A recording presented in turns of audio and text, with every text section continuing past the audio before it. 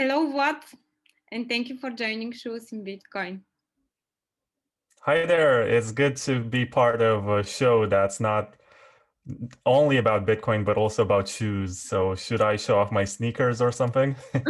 Yes, please, it's mandatory. Everybody has to see your shoes. This is absolutely very important. I'm going. Oh man, I'm not wearing any, but I can take like 5 minutes and get back and show you my.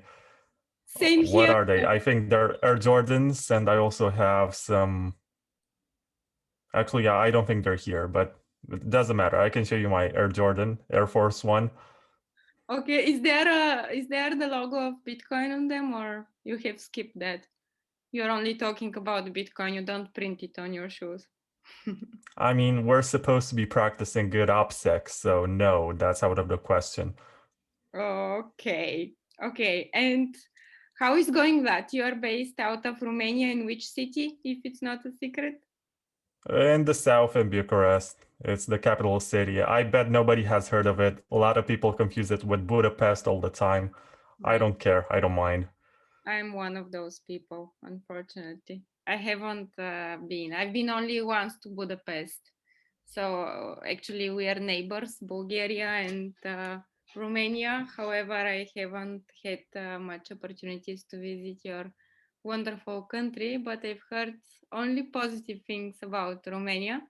And I'm curious to know how this looks in terms of Bitcoin and is there a community over there? Because several weeks ago, I have had a conversation with another Vlad, who is a Bulgarian based out of Sofia, the capital of Bulgaria. And the community over there is not Bitcoin only, but they have also some altcoins and alternative projects in general that they're covering. So, uh, how are the things in Romania? I think that's also the reason why I'm not part of any sort of meetup or Bitcoin group, because there's always at least one shitcoiner, or there are some people who just go and attend these events and they ask all the time, what about my shitcoin?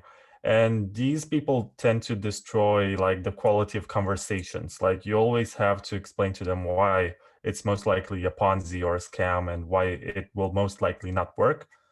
Mhm. And just presenting this argument all the time on one hand makes you look insufferable, so you're not going to really make friends. You either tolerate them and allow them to promote their shitcoin, or else you just don't attend. I don't know. That's one of the reasons why I don't go to these events. But I know that there are some meetups. I know that we have lots of ATMs. Mhm. Until very recently, you were able to buy Bitcoin from basically every. I'm not sure what it's called in Bulgaria, but it's like a chain of supermarkets that comes from Belgium. It's called Mega Image in Romania. And it's like you have one of these supermarkets in every neighborhood in Bucharest. And you could walk into one of these, and there was a terminal with a touch screen that you could use to pay your bills. But if you scroll to the second page, there was a section where you could buy Bitcoin. You could not sell it to these terminals, so they were not ATMs, but you could buy from them. And we also have quite a developed network of Bitcoin ATMs. We don't really have many exchanges. As far as I know, there are only two of them. There is one that's called Bitcoin Romania, and the other one is called Bitcoin Mojave or something. Mhm. But I guess we should work in that department because these are pretty shitcoiny, even though they call themselves Bitcoin Romania. They also list Bitcoin Cash and all of these scams. So I'm not very happy about that.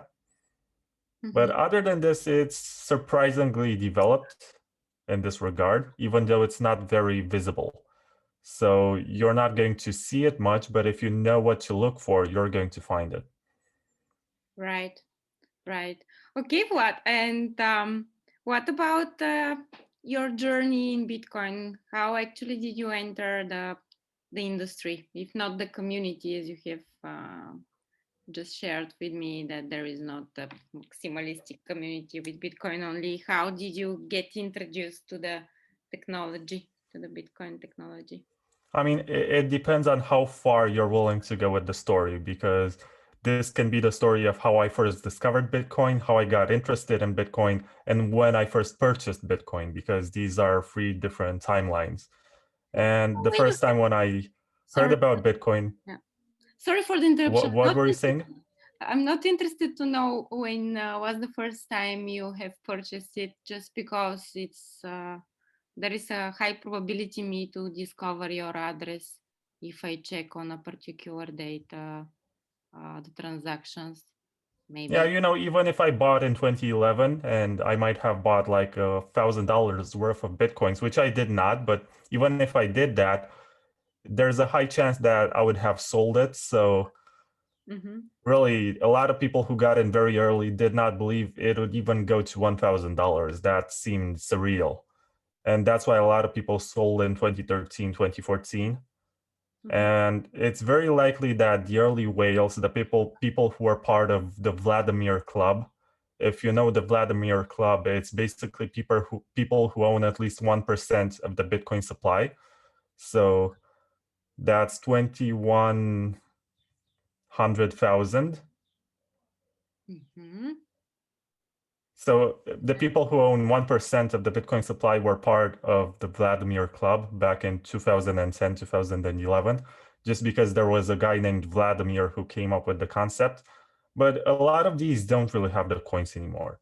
I know that the Winklevoss brothers, Winklevoss, not Winklevoss, mentioned that they owned 1% of the Bitcoin supply at one point. I don't think they own it anymore. Otherwise, they would not be shilling all of these shit coins. I'm pretty sure that Eric Voorhees, who was also on my podcast, at some point owned like hundreds of thousands of Bitcoin, especially during the Satoshi Dice era. I don't think he has them anymore. And I'm pretty sure that he might have sold in 2017 when he kind of became a villain for a while until he came back. It's kind of a mystery what happened there. So just because people got in very early, it doesn't necessarily mean that they had all the conviction to hold the coins for 7 years or 8 years or 10 years. It doesn't really mean anything. And people, if you look at these people, they also tend to live the kind of lifestyle which is costly. So they need a lot of maintenance costs, which means that a lot of the money that they're making go into, I don't know, just paying for a driver that drives you to places every day of your life, or cleaning your house, the house that you bought. I mean, today I think I saw a couple of people who posted pictures that they bought a chateau in France. And even though you might get that for a good price, and people who have a moderate amounts of Bitcoin might be able to afford that, it also comes with high maintenance costs. So good luck with that. Have fun paying for maintenance. Right.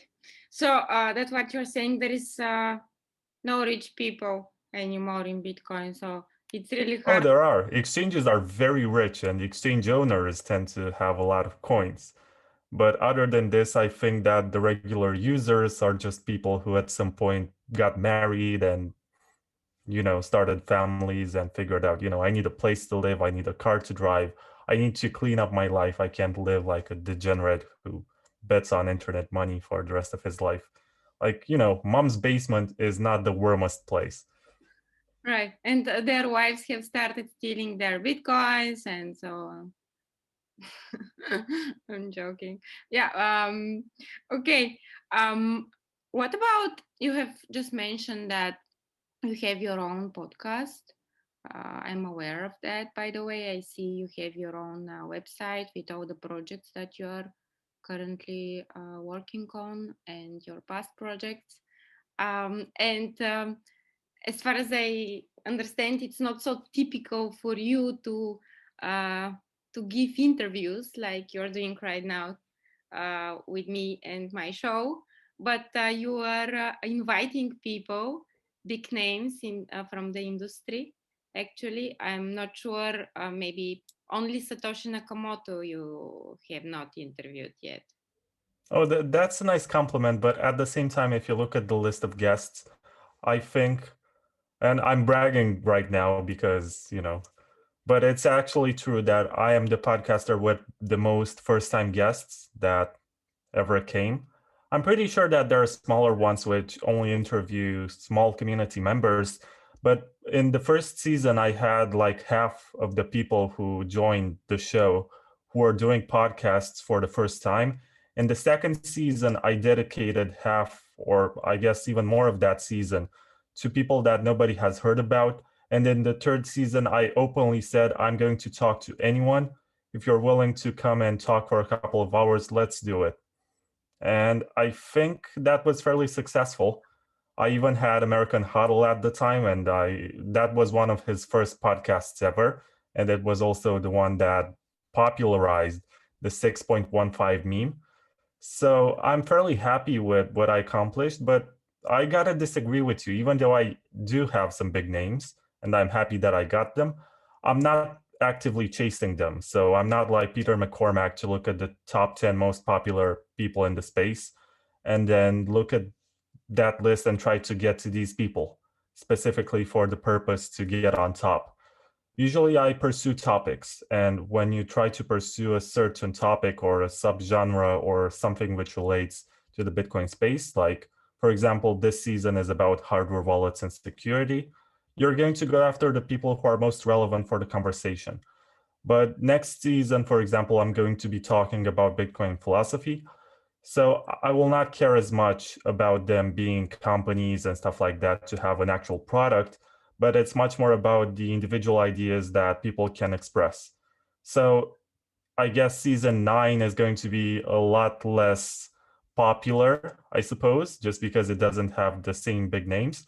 But that doesn't mean that the quality of the arguments is going to diminish, because as you see on Twitter every day, you can find people with 100 followers who express much deeper ideas and thoughts as opposed to, I don't know, somebody who has a million followers like Pomp or something, Right. someone who just LARPs all day.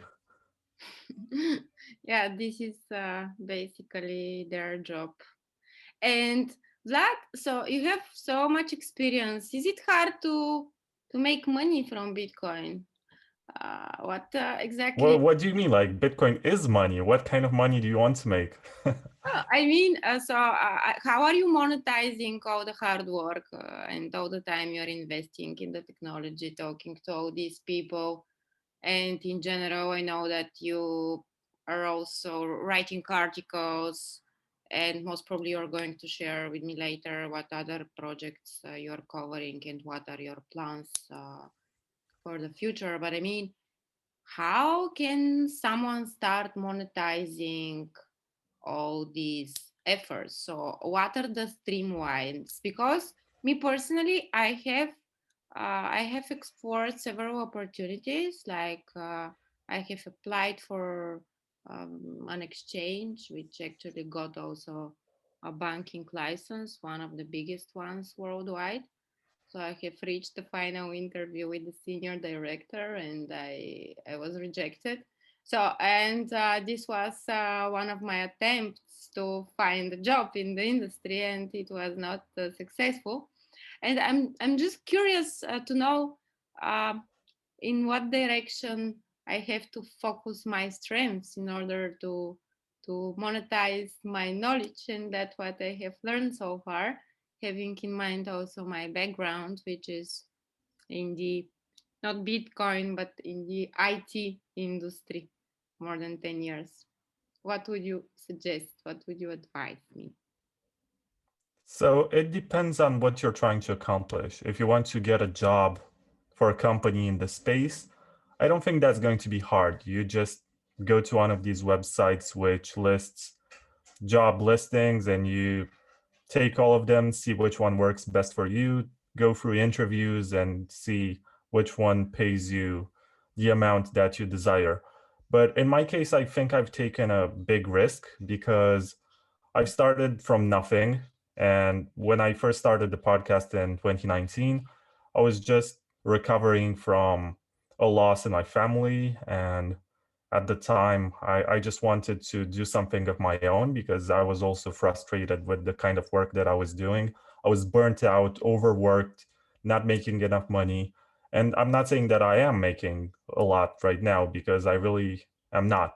And I'm not getting paid for anything that I write. I put it out for free, and I'm relying on a donation system. So if you like what you're reading, you're going to donate. And they also have a couple of referral links. There's one for Trezor and one for Bill Fuddle. So if you want to buy one of these products, you just click on the links on my page, and I'm going to get like 10% or something. I don't know, because I never withdrew the money from them. I think I made like $100 from that. So it's not really a life-changing amount or something to pay the bills. But in the case of the podcast, I tried to get it sponsored. So this season, I'm sponsored by Voltoro and by Wasabi Wallet. And I'm really lucky this time around, because I've had sponsors before and they dropped me after a season just because they were there only because they believed that I'm going to get very good guests, which means that I'm going to get them a lot of exposure. But the moment when I switched to another season, which involves another topic, they were not interested anymore.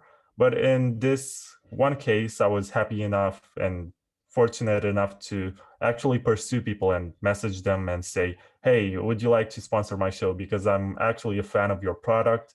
I would use it. I believe that you're an honest and a really good actor in this space. And I would promote this even if you did not pay me. So in the case of Wasabi Wallet, I was one of the first users of the wallet, and I was impressed by their interface. So I've actually chased them around and said, how can we make this work? And I didn't go to them asking for a certain amount. I was like, what makes you comfortable? How much are you willing to pay for this in a way that we can make this work? Because I actually want to promote Wasabi Wallet because I believe it's one of the best wallets that you can use for Bitcoin. So how can we actually make this work? And in the case of Voltoro, I really like Joshua, who is the CEO of the company. And their business is that they allow you to buy gold with Bitcoin and vice versa. It's actually an exchange which deals with hard money in all of its shapes. I think they also added silver more recently. But it's all fine, and the business has been around since 2015, doing exactly this, allowing its users to exchange gold for Bitcoin. And Joshua has been around since 2010 or something, and he was also involved in the projects that came before Bitcoin. So he was aware of the Liberty Dollar, and also I'm not sure if he invested in DigiCash, but it's likely that he was around at the time. And he was also into eGold, which was quite big in the early 2000s. So when Bitcoin came around, he was one of the first investors. And he was doing YouTube videos trying to explain to people why they should buy Bitcoin in 2010, 2011. And people were making fun of him in the comments because the price dropped below the $2 mark. So yeah, it's funny. And I'm actually happy that I get to communicate and engage with these people who have been around for such a long time and have had such a strong belief in the project, because I suppose you should have been a bit crazy to embrace Bitcoin in 2010 or 2011 before anything got built. Nowadays, it's so safe. You just look at it, you see that there's a network that got developed, you see the number of nodes, you see the number of developers who are actively working every day of their lives into the project. And then you see institutions that invest in it. And you look at this and you say, yeah, this is going to be a success. But back then, there was nothing. There was just this idealistic story about what Bitcoin can actually do. And it's funny. And it's also encouraging to know that you can actually do this today. You launch a protocol which is open and permissionless and available to anyone on the internet, and it can grow to such an extent just because, not necessarily because it was the first one, but because it had this pure intention, and it was launched in a time when there was nothing like it, and it had no value. So we have to take into consideration that for the first couple of years, Bitcoin had no market value. And yet people still worked on it and believed in it and have gotten it to this point. And that's something that we cannot replicate, because if you try to launch a coin today, it's not going to be as pure. I don't think we have had any pure launch. I think Grin was one of them, but that project does not try to be money. It just tries to be like Chami and eCash. And I don't know, you look at projects like Ethereum and they are so flooded with VCs and they had a pre-mine and they made all of these compromises since day one. And it only seems to get worse. And this only strengthens the position that Bitcoin has, as in its first days, it was worth nothing. And it was backed by the belief of only a few crazy people who thought that this would get successful. So to get back to your first question, because I got sidetracked a bit with the idea of a pure launch, it's very hard to monetize content in this field. And for this reason, even exchanges add shitcoins because there's some VC money there. There's some manipulation prospects that you can explore.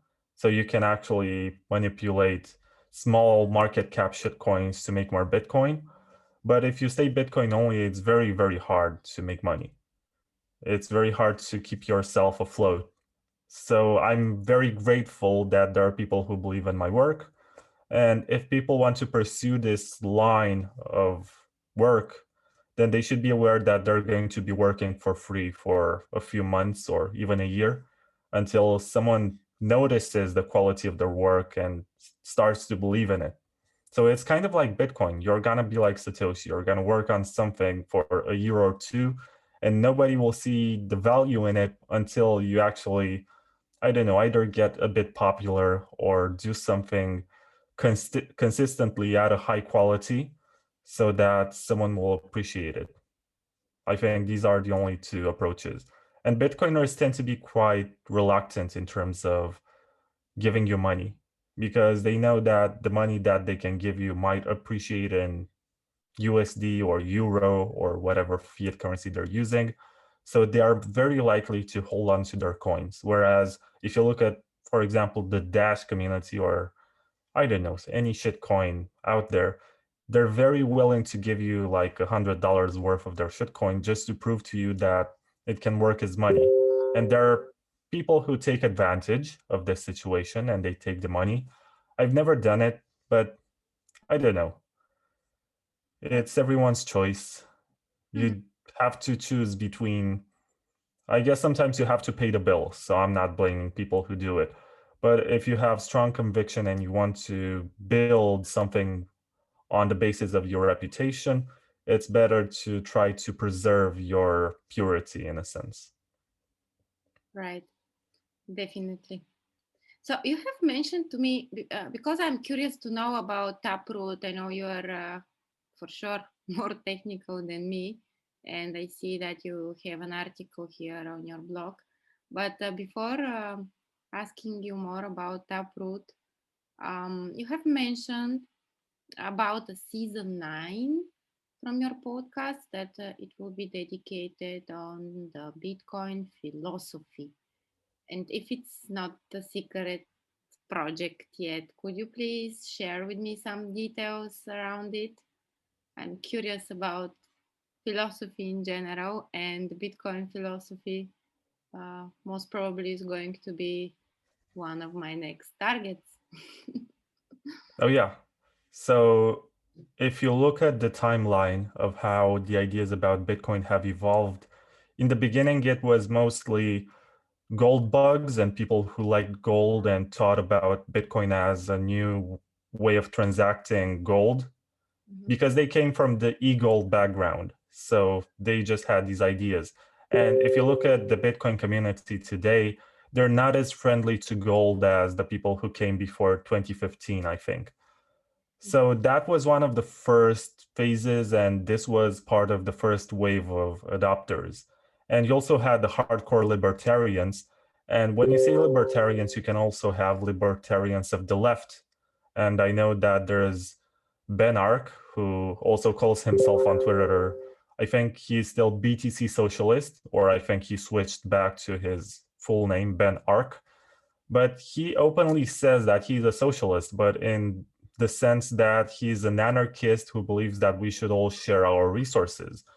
So it's very interesting to see that this invention, which is neutral and has no political meaning inherently. There is nothing in it that makes it favor one spectrum of the political sphere, somehow ends up getting adopted by, I think, mostly right-wing people. But at the same time, you also have some left-wing people who believe in it. And I want to explore this difference of philosophy and why people see value in the project and how they see it in the long term. And there's also this Austrian School of Economics approach that has been popularized in the last few years. It was not as prominent, I guess, in the first years of Bitcoin's existence, or if it was, just correct me, but I did not see it as much. I think the publishing of the book, The Bitcoin Standard, even though it basically projects ideas that were around the community before, basically has created a new way of approaching Bitcoin and has educated newbies to believe in all of these values. So it's very interesting how every wave of adopters, and I suppose that a new wave comes during every bull market, comes with a different set of expectations and a different set of beliefs. And they look at this otherwise neutral and objective and technological innovation in a different way. So I suppose that there will be people in the next 10 years or something who will be inflationists, and they will believe that the only way to go forward is to generate some tail emission or just increase the amount of Bitcoin that gets rewarded to miners. Mhm. It's very likely, since the halvings are going to reduce the rewards. And we already have people like Peter Todd, and he openly says, yeah, we're going to need more inflation over time because the 21 million cap will not do it. And that still remains to be seen. It's been said since the first halving, since the reward for one block has been reduced from 50 Bitcoins to 25. Even at the time, there was this idea that, there is something terrible that can happen and the miners can drop off because their rewards are getting diminished. But it seems to have worked out very well because the price in terms of fiat currency has also gone up. So as long as there is this appreciation in price and there's also a greater demand, because that's what drives up the price, the network security seems to be fine. But we're going to need a lot more adoption. And let me get back to philosophy. It's quite interesting to see how you have all of these opinions from all sides of the political spectrum. And you also have metaphysicists and people who see something beyond what Bitcoin is. So when we look at it, we can start cutting each part into subsections and try to, what's the term for it? When, Subset. never mind. So you can just take every part of it and analyze it, or you can look at what can be or have some sort of projections into it. There was a guy, I think it's season 2, episode 1 in Bitcoin Takeover. His name is Wasim Al-Sindi, and he's a professor at MIT, Massachusetts Institute of Technology. And he told me that Bitcoin is kind of a time machine. And then there was Gigi, or Dirt Gigi, or Gigi, I'm not sure how you pronounce his name, Gigi, who said that it's like a living organism. So I guess in season 9, I will not invite them once again. I will get some other people who express similar ideas. But it's still interesting that people coming from different backgrounds will see something which fits their worldview or something which extends or helps them achieve a certain goal. Right.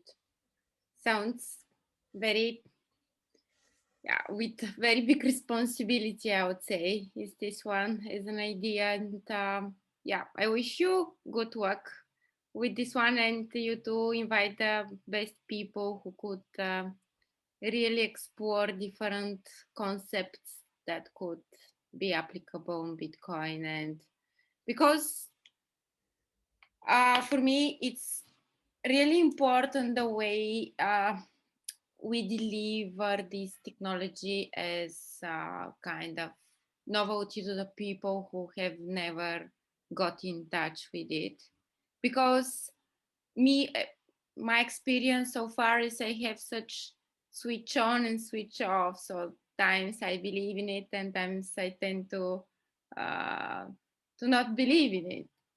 I'm absolutely honest with you.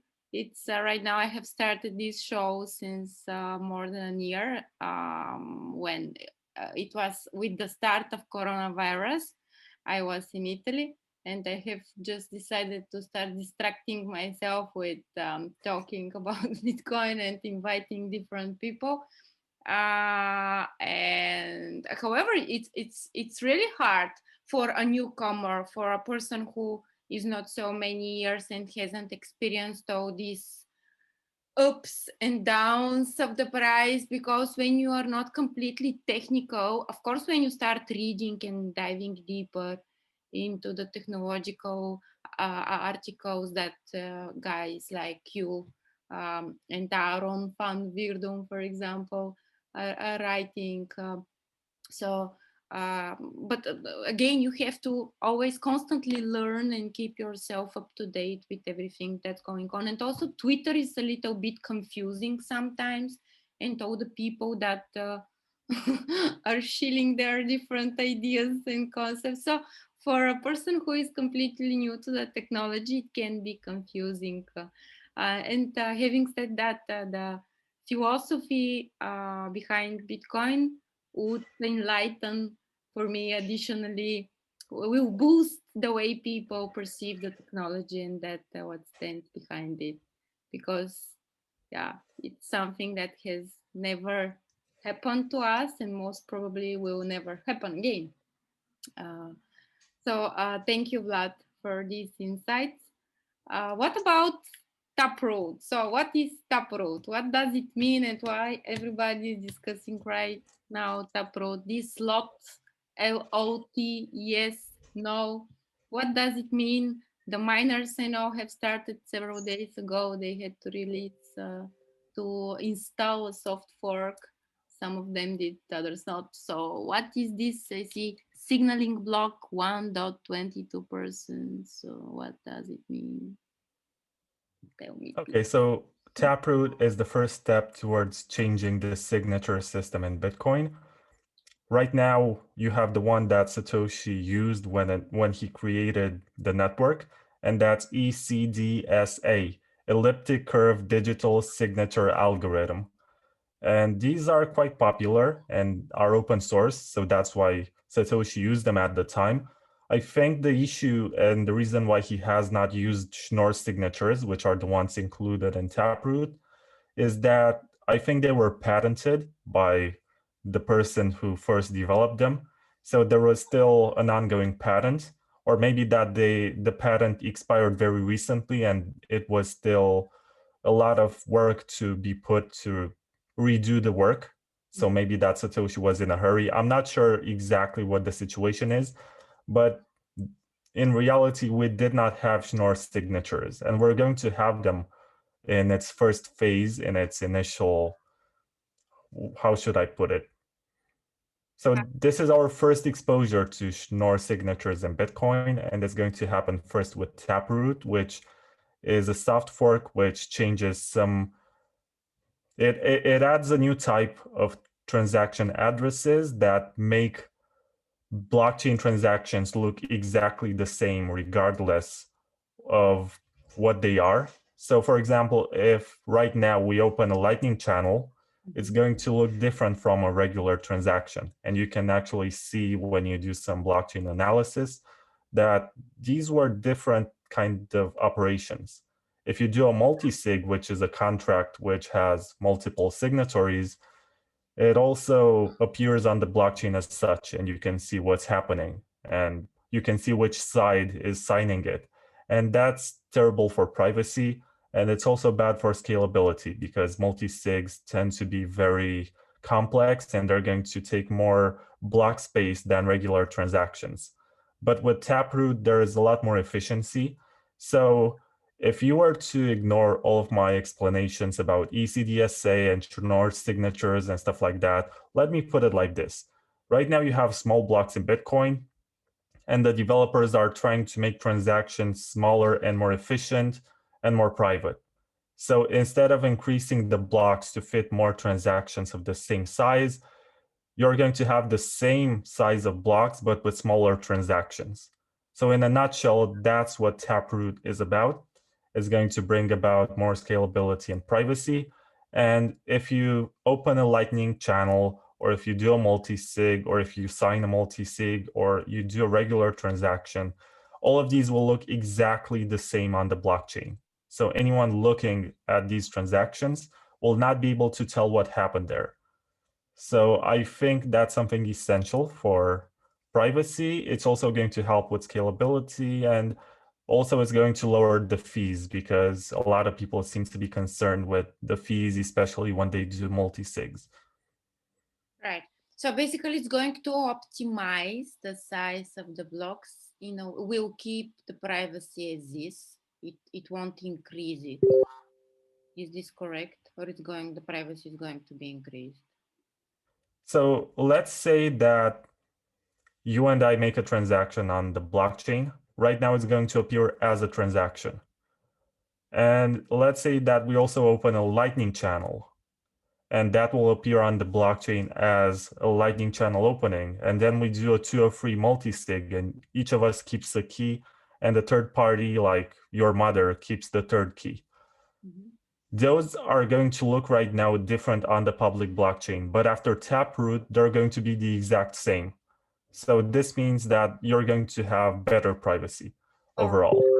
So we won't be able to make the difference, which was multi-sig, which was a Lightning transaction. Everything will look the same. Therefore, the privacy will be increased. Okay, got it. And the block sizes will be optimized. So it means it's going to be faster. Therefore, also the fees, because when we have smaller blocks, the fees are going to be less, which is great. No, so the block size is going to be exactly the same. It doesn't affect it. But if you use Taproot transactions, which, as I said, look exactly the same, they're also smaller in size. So you can put more of them in the same blocks that we already have. Okay, so basically when the miners are taking the transactions from the pool in order to, on a block, to confirm the transaction in a block, to mine the block, so they're going to be exactly the same amount of blocks. Sorry, it was a very stupid question. I have to rephrase it. No, it's fine. When English is your second language, you say stupid stuff sometimes. No, I also say very stupid stuff in Bulgarian, by the way. So when I don't understand something, most probably I'm saying lots of bullshit. But as long as I understand it, there is a high probability me at the end of the day to say not something very clever, however, at least not wrong. This is my end aim. Okay, so basically that's what I have understood. In order me not to dive deeper, as long as I'm not completely ready with my technical literacy and competencies, this is going to optimize, to increase the privacy, because we won't be able to make the difference of the type of the transactions. And the block size will remain the same. It won't impact the block size. So this is what I have understood. Oh, so let me give you a simpler example. You have this phone, right? And this phone has a capacity of 128 gigabytes. So there are two approaches. If I want to store more files, I can either get expansion memory to store more files on that, or I can make the file smaller. Right. So what Taproot does is make the file smaller. In this case, the files are the transactions, and that's what we're going to have. Okay, for example, when I'm sending photos to someone and I compress the photos and create a zip file to them to be less, and I send it to you, you are then converting the file and you're having the the same quality of the photos? Is it something similar? Yeah, the difference is that when you compress pictures, you're going to diminish the quality usually. It's not often that you can do lossless compression. But with this type of signatures, they're smaller because they are aggregated differently. They're better optimized. So you're not really losing anything. You're actually gaining more privacy out of it. Okay, thank you, Vlad. I think that clarified for me the taproot. And why the miners are resistant to installing the software, the software? Right, that's actually a good question. So first of all, I have to put up this disclaimer that I'm not qualified to talk on their behalf. I'm not working with them. I haven't spoken to them. But in theory, they could resist the idea of activating Taproot because A, they might be Binance, and Binance has a mining pool and also has a shitcoin casino. So it would be against their best interests to help Bitcoin evolve and get better.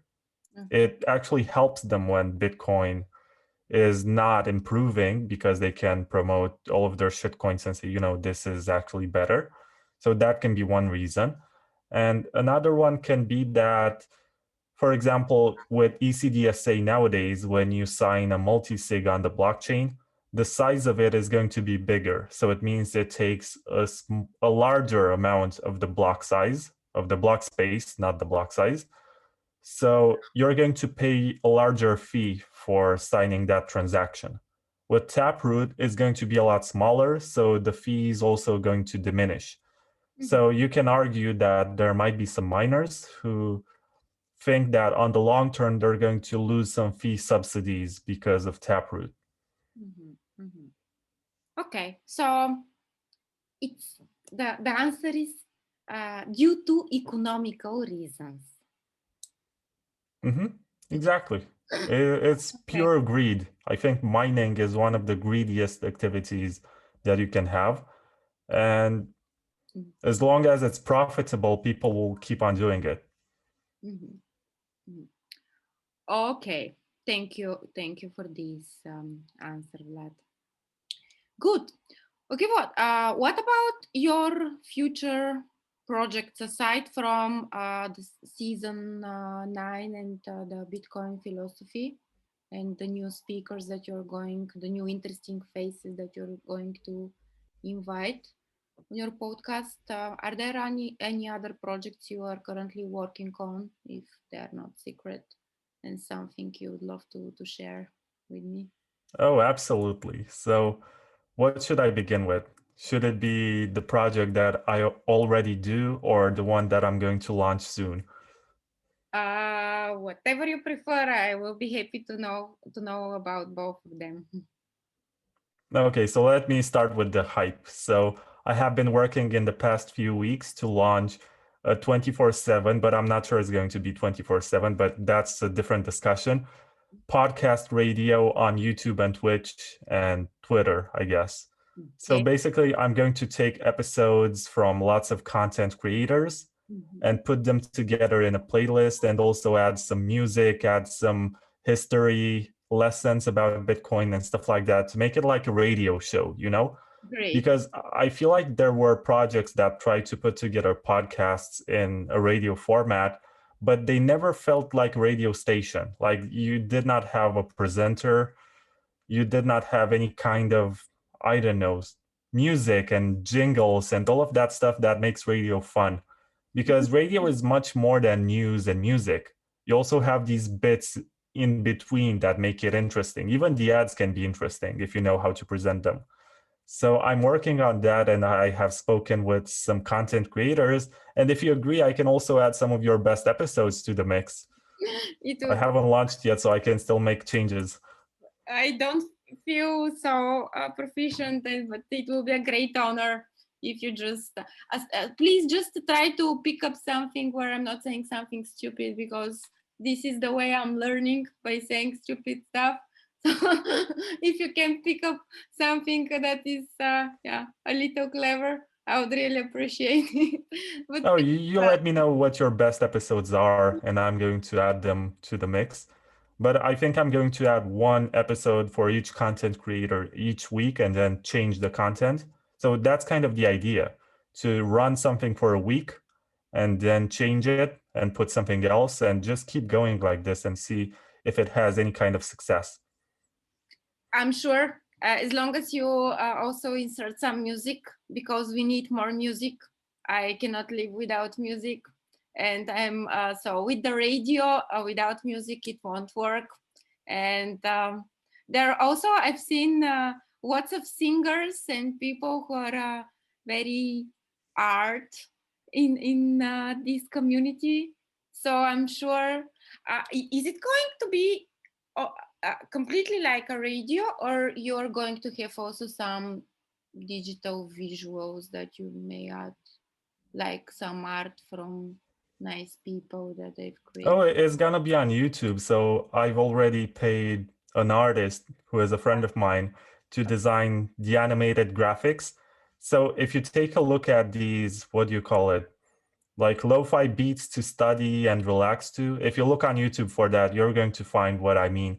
And there's this girl who's sitting at the desk, and sometimes she writes, sometimes she looks outside the window, sometimes she looks at the cat, and it's like a looping animation that keeps going. So I've created, not I have paid someone to do something similar, and it's ready, and I'm going to be using that. So I hope I launch tomorrow, honestly, but it depends on how long it takes me to finish the last polishing bits. So yeah, it might be tomorrow, it might be the day after tomorrow. I'm actually excited because I've been working on this for a long time, haven't really told many people about it, and didn't do much promotion. I expect it to just be a surprise for everyone. It's I think it's going to be a very big surprise to everyone, and I wish you lots of luck with this project. It sounds like Thank you. very successful. I hope you're going to retweet it because I feel like the bigger I get and the more success I find, and most of the success comes from search engines and not from social media. But it seems like the people on social media stop, liking and retweeting my work as I get more successful because they feel like they're competing with me or they don't like that I'm getting big, stuff like that. It just happens when you get to a certain point where you are no longer a starter and you're starting to compete with organizations like Bitcoin Magazine and Coinbase, not Coinbase, CoinDesk. Mhm. It's just, people are more reluctant in terms of promoting your work. And it's interesting, but it only means that You're I'm doing a great job and I should keep going. right, definitely. So competition is very important, and it is core for development. And I think that you don't have to be afraid from any competition. And the fact that people are comparing themselves to you, it means only that you are being liked by the community and the people. So just keep it up. Me personally, I love your contents. I'm not. I have started using Twitter 2 3 years ago, and I was not so active, but I enjoy I enjoy your tweets. I'm not sure in YouTube. Yeah, you have your channel, so I'm just going to keep an eye. We'll continue keeping an eye on your great work. Thank you, Vlad. And what about the other project? So you have mentioned about the radio that you're going to launch most probably tomorrow or the day after. And you've shared with me that there are two things. First is the radio, and the second one. Yeah, the second one, I'm already doing it. So I try to write about 3 or 4 articles every week on the website. Okay. And I send out a weekly newsletter. So if you go to the homepage, you're going to see that there is a section on the right side where you can sign up with your email to the newsletter if you want to receive my Ah, latest updates. sure. So I try to send the newsletter, and at the end of the week on Sunday at 8 p.m. CET, that's Central European Time, I Okay. do a video on YouTube, which is like a live stream, and I play video games while talking about Bitcoin. It's actually funny that you're doing this because I set up this plugin and I've never actually experienced it to see what it looks like for somebody.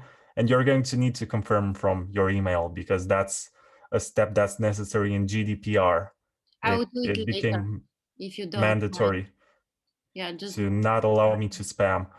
But I try to do this live stream, which involves video games and Bitcoin. And it's interesting that I'm attracting people who don't care about Bitcoin but are into video games because it's getting streamed on Twitch. But at the same time, I also get some people who are into Bitcoin but aren't much into video games. So it's quite exciting to see the convergence of this audience. yeah, when you said me personally, I don't play much video games. I used to play in the past Counter-Strike. It was when I was, I don't know, 12, 13 years old. This was my favorite game. We were having here locally such competitions. Most probably I was one of the few ladies who were playing with the guys.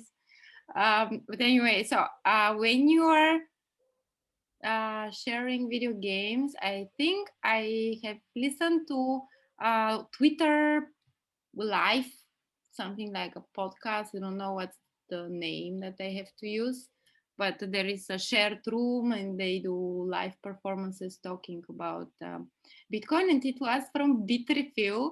And I've heard someone was complaining about the video games, that the incentive only of such military games, when you have to kill somebody, you can receive some satoshi. uh, so is an award, and that person was complaining that most probably this is not the best game in order to receive such incentive like satoshi via violence. So my pronunciation is brutally Bulgarian. Yeah. So yeah, games, what kind of games are you going to include?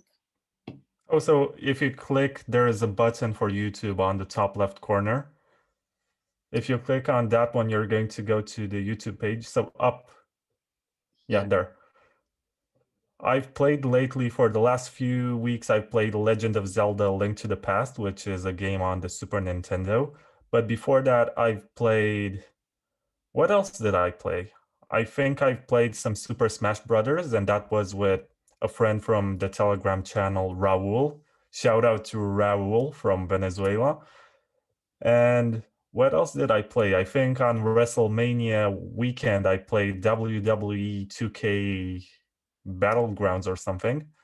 Okay. So that was also part, yeah, so it's there. I've also played that one. It's a terrible game. I don't recommend it, but I just tried to get the hype that was around on Okay. that day. So what else? Can you scroll so I can see what else I played because I don't remember? Yeah. Mario, Oh, Super Mario. Doom. Okay. This is something I can play for sure. Yeah, so I've played Doom and beat the original Yeah, Doom most. episode, which is called Knee Deep in the Dead. So I think Doom is one of my favorite video games ever. And if you see in the graphics, I've also added the heads of Paul Krugman and Nouriel Rubini. And who else is there? Peter Schiff. Peter Schiff, that guy, that Peter. There are lots of Peters like him. Oh, too many. They are the same age, average age. Yeah, let's not be um, that much sarcastic. Everybody has his her own experience, and sooner or later they will get enlightened. Most probably it's going to be a little later for some people, but we all have to pay the price for our reluctancy to learn and to be open-minded to the new things that we don't understand. Oh, I'm pretty sure that Peter Schiff has Bitcoin. Like he first talked about it in 2011 or something. So that was 10 years ago. It's very likely that he at least bought like 10 Bitcoins or something when they were $1 and said, let me hold on to these. I don't know what's going to happen to them, but let me have them. What can go wrong? And I think that the fact that he keeps talking about the unit of account issue, which is possibly the last resort argument, because basically nothing at this point, with very few exceptions, gets priced in Bitcoins. And for payments, you're going to ask the Bitcoin equivalent of an amount in dollars or euro, like a salary when you accept it, or when you pay for a certain good or service. I think you're going to be like, yeah, so this is like $100 in Bitcoin. So Mhm. that's the issue that he usually presents, that it's not a unit of account yet. But there's always this transition period. You have the store of value phase, which is ongoing right now. I think that's where we are. And we are dealing with a scarce commodity that we exchange. But it's going to become a medium of exchange very soon, especially now that we have the Lightning Network and it's very fast. It gets instant confirmation times. It's scalable, so it doesn't rely on a blockchain which leaves permanent records. It's also very private, so you cannot look for one transaction on the public blockchain to see what it's like. So yeah, we have the Lightning Network that's going to get us into the medium of exchange phase. And after that, we should get into the unit of account territory. And that's the final phase of the evolution of money.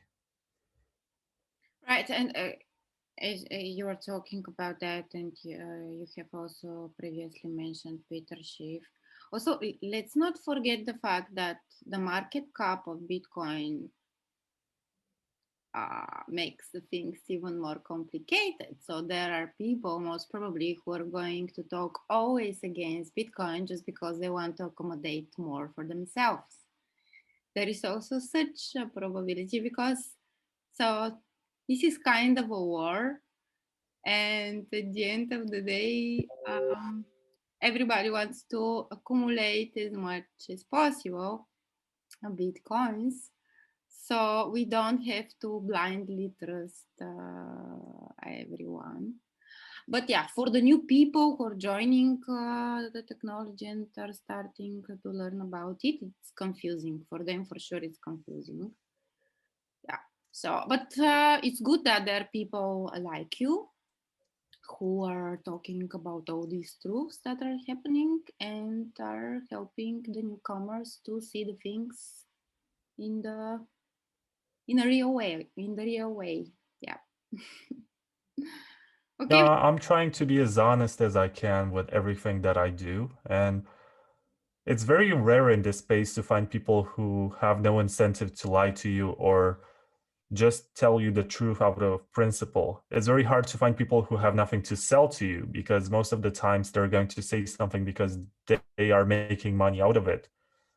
So it's hard to monetize your work if you're staying Bitcoin only and you stay true to your intentions. And it's also hard to find people who are like-minded. And it's very hard to find someone who has no incentive to lie to you. Right, what? So I'm thinking absolutely to completely convert myself into a completely new career, and most probably I can become a singer and monetize my really low level singing skills and keep being a maximalist. And I can be singing and making podcasts. And this is the way I'm going to expect to monetize my singing skills. And I will keep talking about Bitcoin by inviting people like you who could share their experiences with me. This is, by the way, a dream that I used to have when I was a kid. I have started some singing lessons, and I have never continued with that hobby. But I really enjoy music and singing, so why not? At some point, we have to focus also on our hobbies, and only the luckiest and the most hardworking people are converting their hobbies to real job. Oh, yes. That's a very hard process. So I think that in this space, if you want to make money, It's a lot easier to only work for a company which makes a lot of money, usually on exchange, or to just get good at trading, but that's a lot more difficult. But if you want to rely on donations or on sponsorships like I am, it's very insecure and unsafe. You never know when something is going to happen and you get dropped and you start from scratch once again. So there's a risk factor, and there's always the incentive for myself is to stay honest and true to myself and always be consistent in what I do, or else I take the risk of losing everything that I built. That's my incentive here.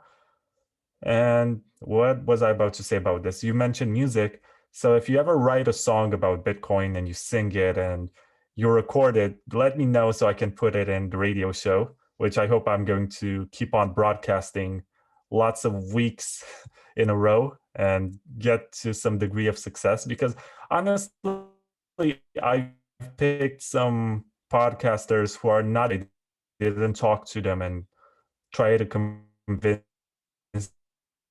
them to allow me to add their shows to my playlist. But it's going to be interesting because there's a likeliness of discovering something new. And that's something that radio has been very good for along the years. Nowadays, you can build your own playlist, but when you add something to your playlist, you will add something that you already know. So the likeliness of discovering something very great that you're not even aware of is very low. But when I create, let's say, a playlist of 10 to 12 episodes every week, and they come from different content creators, there is this chance that somebody can listen to it at a random moment and figure out, I like this person. I like what they are saying. I like the kind of guests that they're having. I should subscribe. I should go and follow their show a little close. It's like a sale pitch, to say so. That's what I tell content creators, that radio has this quality, just like television. You just switch channels sometimes and you discover something that you would have never gave your attention to, but you happen to like it. It's that kind of randomness that only occurs when you put together something from different creators as opposed to only having one person's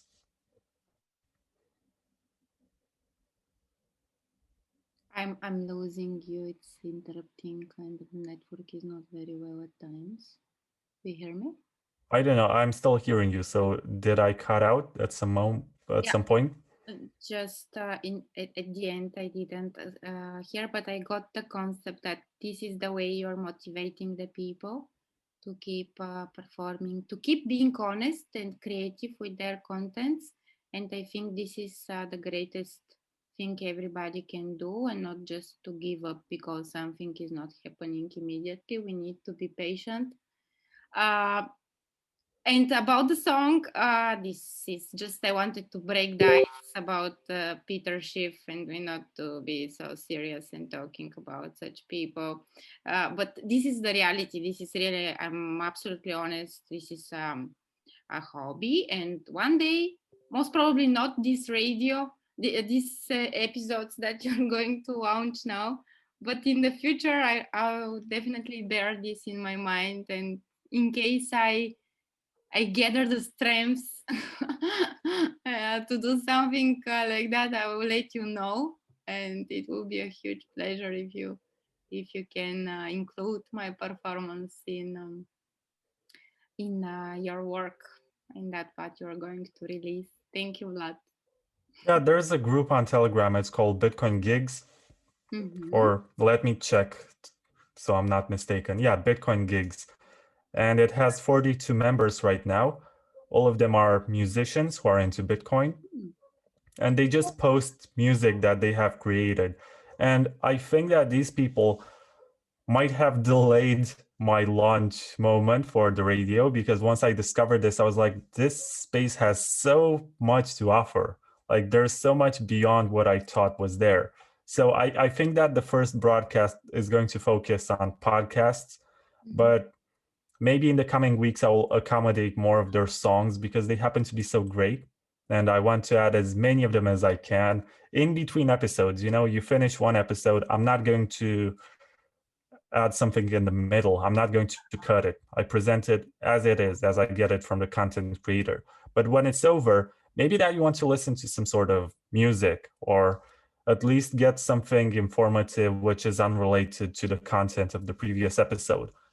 And for that, I'm going to record all of these bits or else get some music. I've also found some stand-up comedy that was done on the topic of Bitcoin. And I think that's such a small category and that's such a small rabbit hole to discover. There's not much of it, but it tends to be very interesting because, you don't have many comedians in this space. So if I manage to do like a combination of all of these art forms that can be put together, I think I can get some very good results because there are definitely lots of creative people who have gathered around this incredible invention. Right. And talking about singers, by the way, Mirli Pony, I know she's a singer. She's a professional coach and singer from Italy, the wife of Giacomo Zucco. So you can definitely include her because I mean she can do it professionally. So if you wish, you can get in touch with her for the next Yeah, episode. there are so many good ideas that I can put into this, but the more time you spend. So I'm not saying that I'm not going to get Mir, but I haven't spoken to her yet about it. So if I were to delay the Oh, just release, an idea. Yeah. waiting for her to send me a song, I think I would launch next year or something. Not because it takes her a year, but because once you get something, you discover something else. And Yeah. it's good that you keep evolving, but I need to launch something first and then move on from that and expand.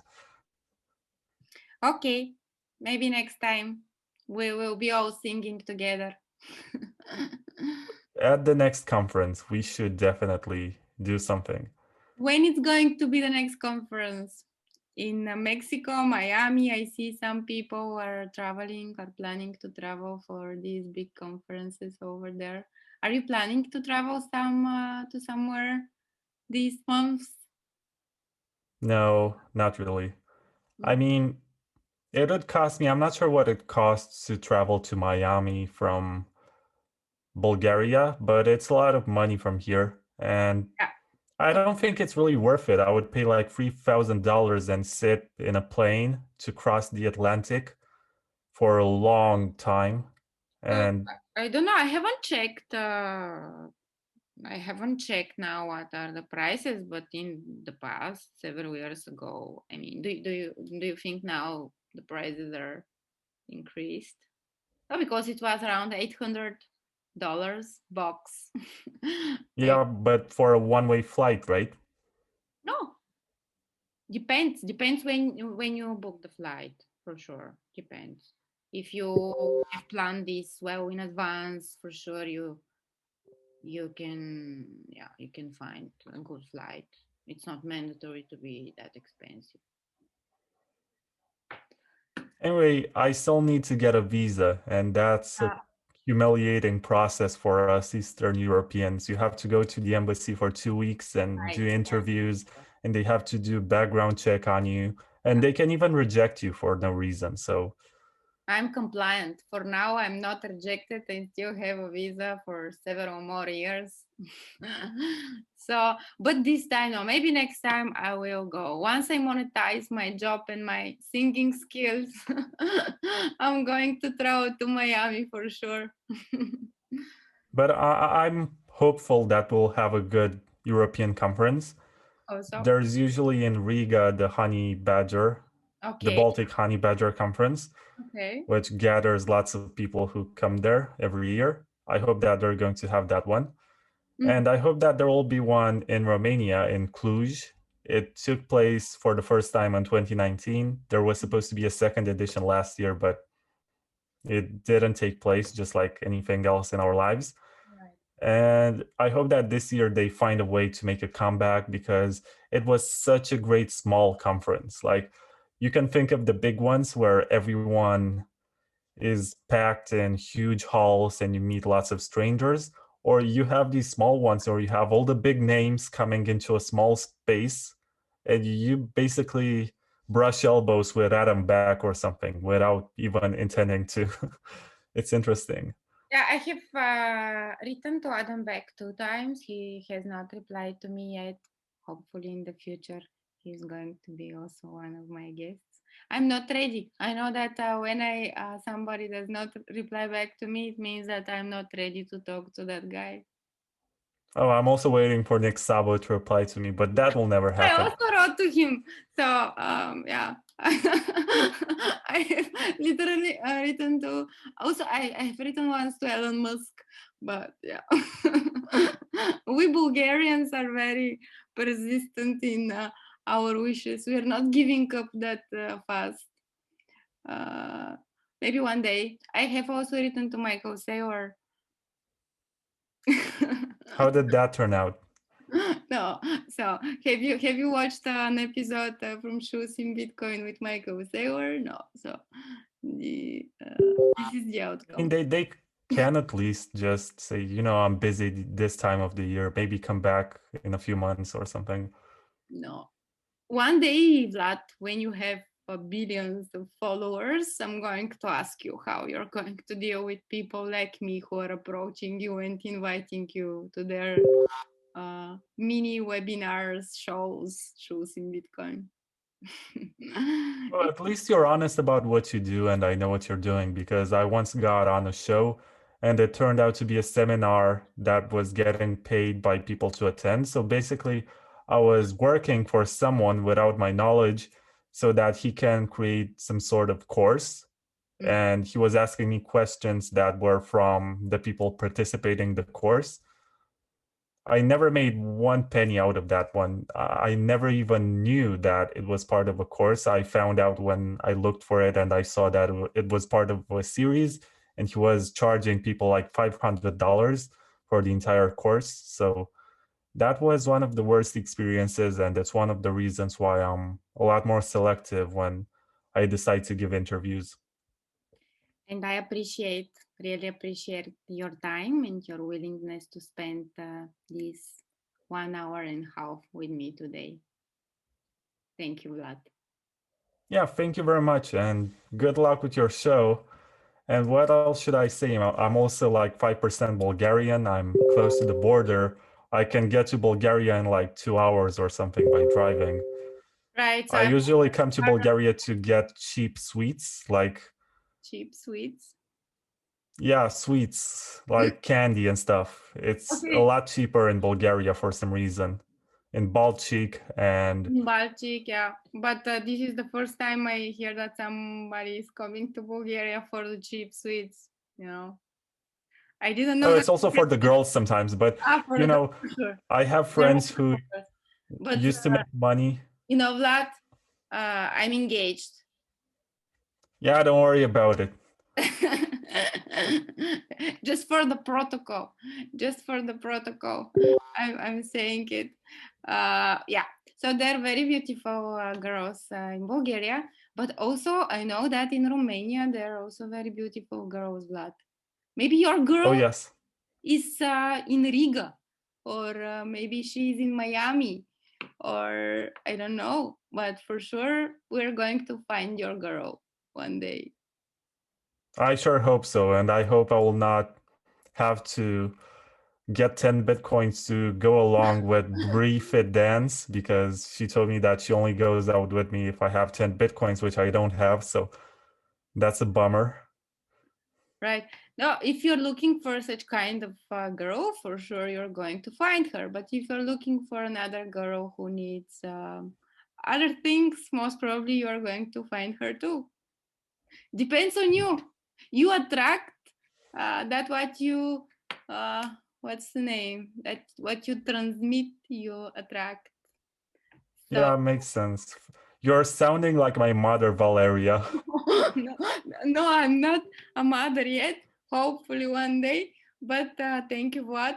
Um, Greetings to your mom. She must be a very nice woman. I know that we have exchanged in the past some tweets about moms exactly with you, we were talking about mothers on Twitter. It was one of my first real interactions with the people in Twitter. It was with you, and I was a little bit worried about because I see that you guys are always making jokes, and I was not sure whether I have to joke or I have to hodl my horses with joking.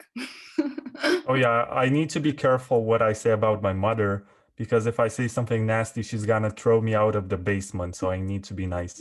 Is she listening to your podcast and your performances? Is she watching them afterwards? She doesn't really understand English, so no. But I did translate a book Okay. in Romanian just so that I can give it to my parents and be like, I made this. You can actually learn about Bitcoin now. And it's gonna be out in a few months. I don't know. It's out of my control. It's the publishing house which decides. Great. And is it convenient to share the name of the book or not yet? Once it's going to be released, you're going to announce. No, I can mention which one it is. It's The Little Bitcoin Book by Jimmy Song and Alex Gladstein and Elena Vranova and three others that are not as well known, but they did make some interesting contributions. Okay, no, I think I have heard those names. This Jimmy Song, I have heard him. And also Lena Varanova. I think I have also heard about that. Oh yeah, she was the business developer for Trezor, Okay. and also she went to work for Casa in the first couple of years, I think, when they still had the node. I think she left in 2020 or something. So last year she left Casa. I have no idea what she does these days, but she was very involved with developing businesses, and the two for which she worked are Trezor and Casa. So that's why you should know her. She's also part of Bitcoin Takeover Season 1, Episode 10. Okay. I can't believe that I know the episode numbers, but I guess I spent too much time working with my own content. That's great. That's why you have achieved that what you have achieved, and you're still achieving and working on additional projects which are boosting Vlad Costea fame in the Yeah, Bitcoin it's funny world. that you pronounce my name like Costea because my grandfather was Bulgarian and his name was Costa but with a K. Aha. Yeah, we have lots of Costas in Bulgaria. Is it right? I mean, it's Costea, it's right. The way. No, it's Costa. Costea. Costea. Yeah, It's, exactly. it's just written with E and A at the end. Aha. Sorry. Vlad Costea. It's Exactly. You're one of the first people to get it right. I remember trying to explain to Bitcoin Airlog, John Carvalho, how it's pronounced. And he was having such a hard time because they don't have a in English. They don't say a. Mhm. It's very hard for them to say it. It was like trying to teach a baby how to talk for the first time. Right. So I don't know Romanian. However, I'm really curious to learn more languages. I want to learn Chinese. Maybe I'm going to experience some difficulties with that language. Uh, I speak some German, some Italian, some Bulgarian, and some English. So why not to start speaking some Romanian, some Albanian, and some Chinese, and also some Japanese. Why not? Sounds ambitious. Good luck with that. Yeah. Thank you, Vlad. Thank you very much once again. I've really had a wonderful time talking to you. I appreciate it and looking forward to listening to the new radio.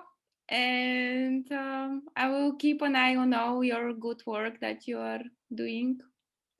So, Likewise. So let me know which are the best episodes that you have released, and I'm going to put one of them in the next. Actually, it's going to be the first ever episode of the Bitcoin Takeover Radio. So stay tuned for that. I think this one episode is a very nice one. So if you want to take And I mean, I honestly don't want to put too much of myself in it, so just give me somebody else. somebody I don't else. want Okay. I don't want there to be another hour and a half of hearing myself talk. Just Okay, I'll think about it. Thank you. okay. I'll talk to you later. Talk to you. Bye bye, Vlad. Thank you. Bye. Bye.